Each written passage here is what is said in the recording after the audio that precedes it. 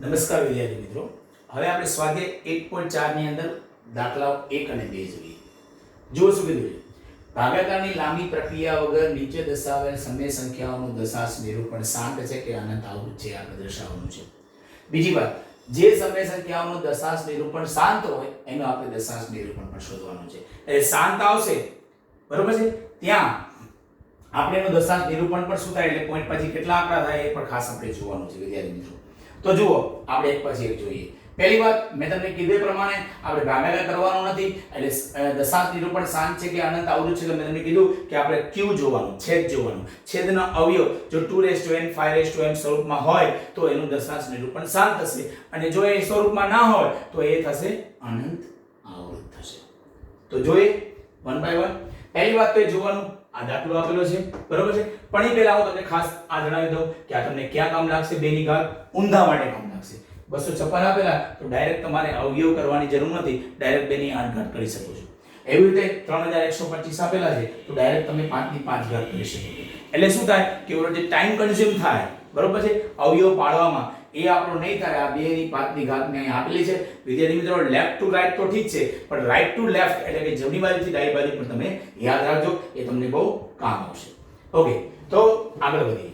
જો વિદ્યાર્થી મિત્રો પહેલા એ જોવાનું કે ભાઈ આ જે છે આપેલું છે બરોબર છે, એનું દશાંશ સ્વરૂપ શાંત છે કે નહીં એ ચેક કરવા માટે પહેલા અહીંયા ઉપર નીચે ઉડે છે કે નહીં, આને 13 વડે ભગાય કે નહીં ચેક કરી લો બરોબર. 13 દુ 26 એટલે 5 બચશે 2, 13 ચોક 52 નહીં આવે, ભગાશે નહીં. એટલે ઉપર નીચે કાંઈ ઉડતા નથી, ઉડતા ન હોવા જોઈએ, આ ધ્યાન રાખજો. હવે આપણે 3125 છે તો ડાયરેક્ટ તમને ખબર છે કે એના અવયવ પાડવાની જરૂર નથી, ડાયરેક્ટ આપણી પાસે અવેલેબલ છે 5 ની 5 ઘાત. એટલે ડાયરેક્ટ આપણે આમ લખી શકીએ છીએ 13 ના છેદમાં આ થશે 5 ની 5 ઘાત બરોબર છે. તો બીજી વાત, આ 13 ના છેદમાં 5 ની 5 ઘાત તો 2 ની કેટલી ઘાત મૂકી શકો? 0 ઘાત. કેમ કે કોઈ પણ ની 0 ઘાત એટલે જવાબ આવે 1. આ 5 ની 5 ઘાત સાથે ગુણાકારમાં તમે 1 મૂકી શકો છો, અને 1 ની જગ્યાએ 2 ની 0 ઘાત મૂકી શકો છો. ઓકે, તો આ ખાસ ધ્યાન રાખજો વિદ્યાર્થી મિત્રો બરોબર છે. તો હવે આપણો આ જોઈ લો, આ આવી ગયું માં q બરોબર છે, છેદ આપણે કહીએ બરોબર છે. q બરાબર 5 into 2 જે 2m into 5m સ્વરૂપમાં છે, જ્યાં m અને n અનઋણ પૂર્ણાંકો છે બરાબર. જોઈ લો, છેદ આ સ્વરૂપમાં આવી ગયું, 2 ની ઉપર n 5 ની ઉપર n, જો 2 ની ઉપર આ n અને 5 ની ઉપર m ઘાત સ્વરૂપમાં આવી ગયું, અને આપણું અનઋણ પૂર્ણાંક એટલે પૂર્ણાંક સંખ્યા છે. ચલો, એટલે આપણે લખી શકીએ કે 13 ના છેદમાં 3125 નું દશાંશ સ્વરૂપ કેવું છે? શાંત છે. હવે વિદ્યાર્થી મિત્રો અહીંયા જો બીજા દાખલામાં જો શું કીધું, જે સમય સંખ્યાનો દશાંશ નિરૂપણ શાંત હોય એનું દશાંશ નિરૂપણ પણ શોધવાનું છે. તો હવે આપણે એનું દશાંશ નિરૂપણ શોધીએ, શાંત હોય એનું જ. તો આપણે આનું દશાંશ નિરૂપણ ફાઇન્ડ કરીએ છીએ. કઈ રીતે કરવાનું? તો જુઓ, પહેલા સંખ્યા લખી નાખો 13 ના છેદમાં 3125, પછી છેલ્લા અવયવ કયા આવ્યા હતા તો કે આ એ લખી નાખો 13 ના છેદમાં 5 ની 5 ઘાત ગુણ્યા 2 ની 0 ઘાત. હવે વિદ્યાર્થી મિત્રો ખાસ ધ્યાન રાખજો કે હવે આપણે શું કરવાનું તો કે અહીંયા 5 ની 5 ઘાત છે, 2 ની 0 ઘાત છે, આપણે બંનેની ઘાત સમાન કરવી છે. એટલે 5 ની 5 ઘાત છે તો મારે 2 ની પણ 5 ઘાત કરવી છે બરોબર છે. તો એના માટે આપણે કેટલા વડે ગુણવું પડે તો કે જો અહીંયા 0 ઘાત છે તો 2 ની 5 ઘાત વડે ગુણું તો જ 2 ની 5 ઘાત થશે. તો હવે આ 13 એટલે અંશ અને છેદ બંનેને ગુણવાના. અહીંયા કદાચ 2 ઘાત હોત તો અહીંયા 5 ઘાત છે તો મારે 2 ઘાત છે તો 3 ઘાત વડે ગુણત તો 2 ને 3 5 ઘાત થઈ જાય. એટલે અહીંયા 0 ઘાત છે તો 5 ઘાત કરવી છે મારે, 5 ની 5 છે તો 2 ની 5 કરવા માટે મારે 0 છે એટલે 2 ની 5 ઘાત વડે ઉપર નીચે ગુણવું પડશે. તો આ 13 ગુણ્યા 2 ની 5 ઘાત એટલે આપણી પાસે અવેલેબલ છે કેટલા છે? 32. અને નીચે આ 5 ની 5 ઘાત. હવે તમે ઘાતાંકના નિયમો ભણ્યા છો, આધાર સરખો હોય તો ગુણાકારમાં ઘાતાંકનો સરવાળો થાય એટલે 0 + 5 એટલે 5 ઘાત થાય.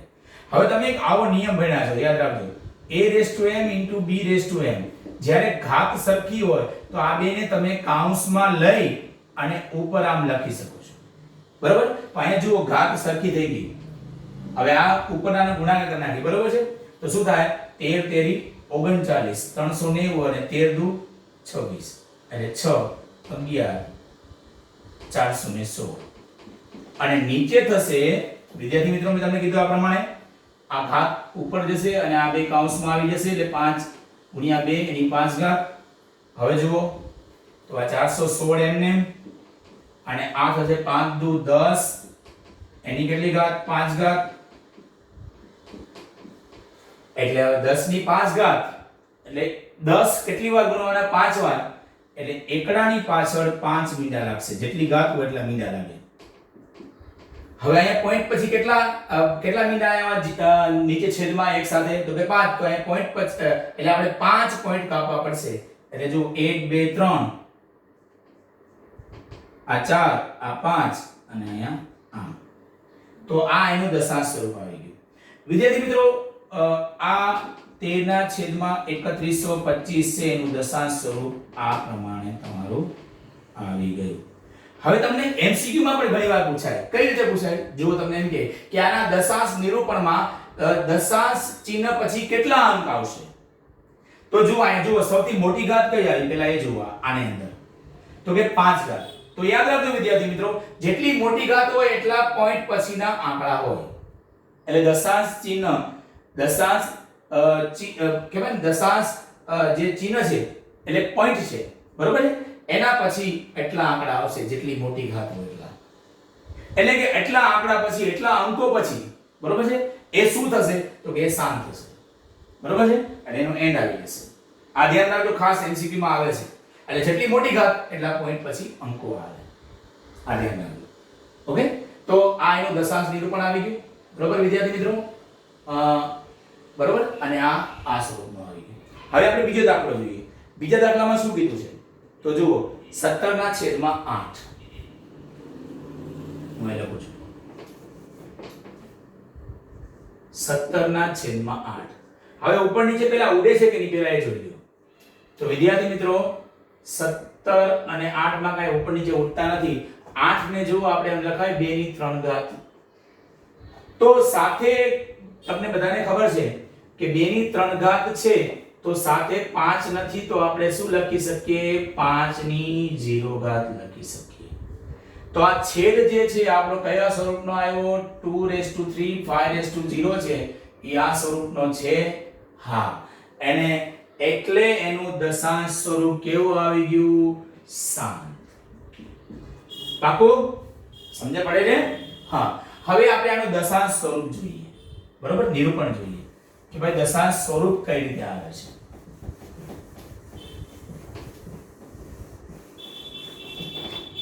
આનું દશાંશ સ્વરૂપ અથવા નિરૂપણ કીધું ત્યારે તો પહેલા સંખ્યા લખી નાખો 17/8. તો 17/8 છેલ્લે શું આવ્યું હતું? 2 ની 3 ઘાત ગુણ્યા 5 ની 0 ઘાત. હવે વિદ્યાર્થી મિત્રો આપણે ઘાત બંનેની સમાન કરવી છે.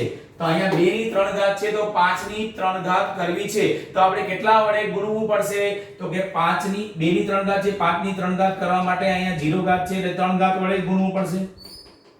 તો હવે જુઓ આ 17 આ 5 ની 3 ઘાત એટલે જુઓ 125 અને આ 2 ની 3 ઘાત અને આ 5 ની આધાર સરખો છે તો ઘાતાંકનો સરવાળો એટલે 0 + 3 એટલે આમ.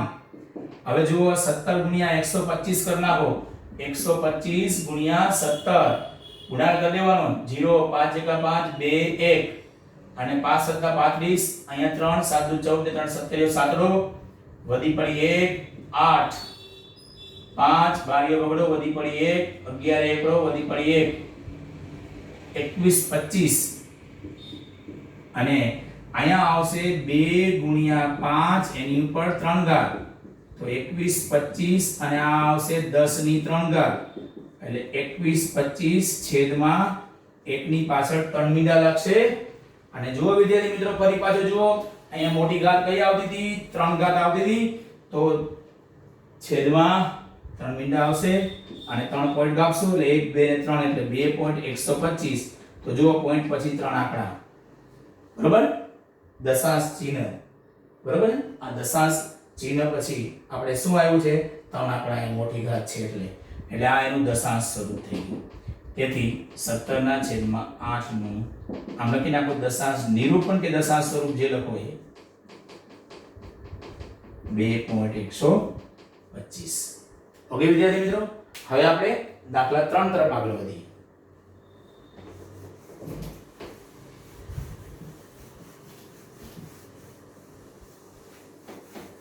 એની અંદર શું કીધું છે?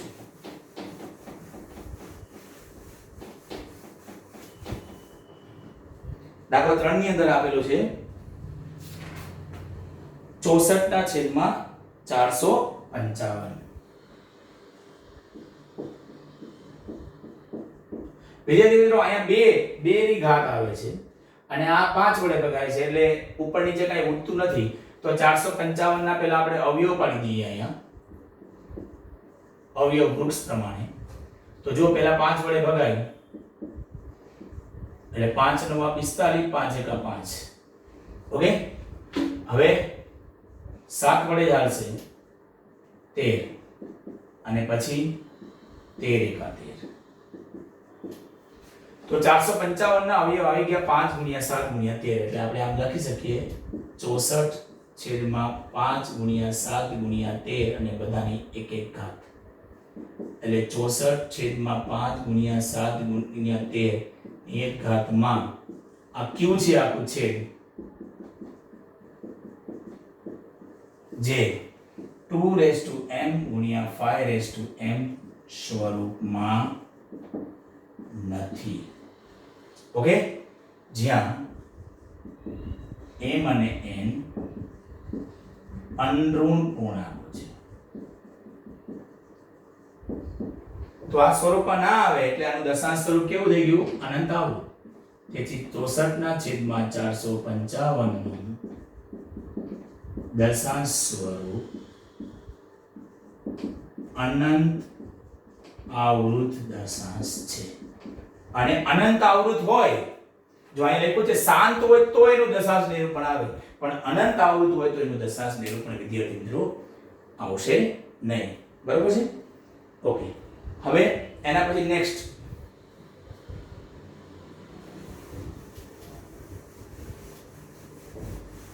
તો દાખલા નંબર 4 એની અંદર આગળ શું કીધું છે? 15/1600. તો વિદ્યાર્થી મિત્રો પહેલા ઉડતા હોય તો ઉડાડી દેવાના. અહીંયા 5, અહીંયા એકમનો 5 આવ્યો, અહીંયા 0 આવ્યો એટલે 5 વડે ઉડે.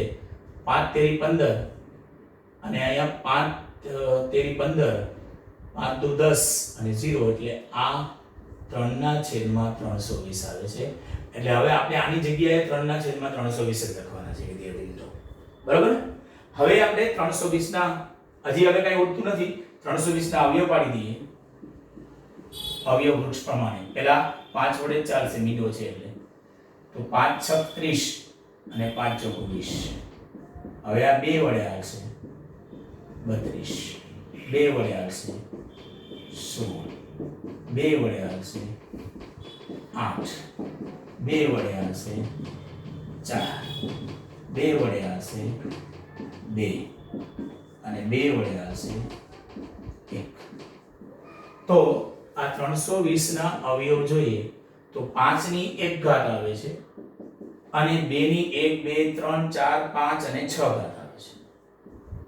માં q બરાબર 5 ની ઉપર 1 ઘાત, 2 ની ઉપર 6 ઘાત, જે જોઈ લો 2 ની n 5 ની n, જે 2 ની n ઘાત ગુણ્યા 5 ની n ઘાત સ્વરૂપમાં છે, જ્યાં m અને n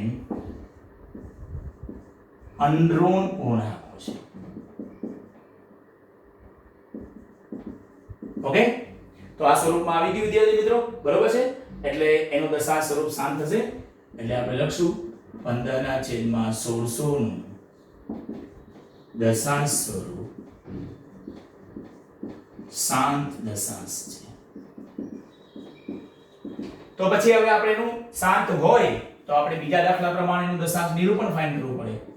તો દશાંશ નિરૂપણ પણ ફાઇન્ડ કરી દઈએ. વિદ્યાર્થી મિત્રો એક પ્રશ્ન પૂછી લઉં અહીંયા, બરોબર છે કે જુઓ અહીંયા મોટી મોટી ઘાત કેટલી આવી? 2 ની 6 ઘાત એટલે પોઈન્ટ પછી 6 આંકડા આવવાના છે, એ ખાસ ધ્યાન રાખજો. દશાંશ ચિહ્ન પછી 6 આંકડા આવશે, બરોબર? એટલે 6 અંક પછી એ શાંત થશે. તો જુઓ આપણે પહેલા લખીએ 15/1600 અને છેલ્લે એનો શું આવ્યો તો કે ભાઈ આ જે આવ્યું તો એ લખવાનું 3/5 ગુણ્યા 2 ની 6 ઘાત. તો વિદ્યાર્થી મિત્રો આપણે બે સમાન ઘાત કરેલી છે, તો અહીંયા 2 ની 6 ઘાત છે, 5 ની 1 ઘાત છે, તો 5 ની પણ 6 ઘાત કરવી હોય તો મારે 5 ની 5 ઘાત વડે ઉપર નીચે ગુણવું પડશે, તો 5 ને 6 ઘાત થઈ જશે. તો હવે આ 3 અને 5 ની 5 ઘાત એટલે જોઈ લો સામે છે લખેલું 3125 છેદમાં આ 5 ની 6 ઘાત અને આ 2 ની 6 ઘાત. હવે આનો ગુણાકાર કરીએ એટલે આવશે 9375 અને આ બે કૌંસમાં આવી જશે અને ઉપર 6 ઘાત આવશે. તો આ 9375 અને આ 5 દુ 10 એની 6 ઘાત, તો 9375 અને આ 10 ની 6 ઘાત એટલે એકડા પછી 6 મીંડા આવશે. અને તમને ખબર છે કે 6 પોઈન્ટ કપાશે પાછળથી 1 2 3 4, તો 2 મીંડા મૂકવા પડશે અને આ પોઈન્ટ અને આ. તો આનું દશાંશ નિરૂપણ એટલે કે 15/1600 નું દશાંશ નિરૂપણ કેટલું થઈ ગયું? 0.009375. વિદ્યાર્થી મિત્રો પોઈન્ટ પછી કેટલા આંકડા આવ્યા? 6. અહીંયા સૌથી મોટી ઘાત હતી એ. ઓકે, તો બાકીના દાખલા આપણે નેક્સ્ટ વિડીયોમાં જોઈશું. ઓકે વિદ્યાર્થી મિત્રો.